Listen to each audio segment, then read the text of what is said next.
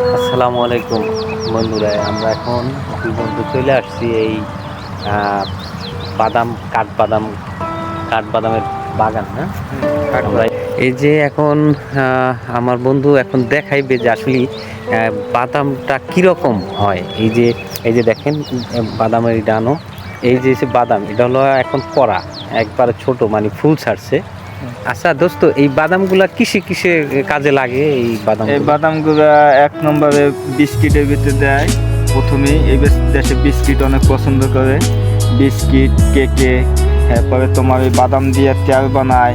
ইতালিতে আমার মনে হয় কি ইতালিতে অনেক খাবারের ভিতরে এই বাদামগুলা দেয়। হ্যাঁ, এই বাদামটা সুস্বাদু হালকা। এই বাদামটা যেমন ডায়াবেটিস নাকি উপকার, মানে কি। আরেকটা বিষয় দোস্ত, এই শ্রমিক নেয় না? হ্যাঁ, তো এই বাংলাদেশের শ্রমিক নিলে এদের কি রেট কিরকম দেয়?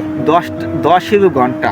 10 ঘন্টা, তার মানে বাংলাদেশে কত পড়ে দেখো? 10 ঘন্টা 1500 টাকা ঘন্টা পড়ে বাংলাদেশে। চিন্তা করা যায় বন্ধুরা। 10 টাকা 1500 তো টাকা না। শুনলেন তো, আসলে মানে ইতালিতে মানে যদি কোনো ব্যক্তি আসে, বা যে ভাইরা আসার জন্য আগ্রহ বোধ করছে বা আসতে চাইতেছে, আসলে তারা মূলত এখানে আইসা অধিকাংশ লোকই কৃষি কাজ করে, কারণ কৃষিকাজে অনেক টাকা।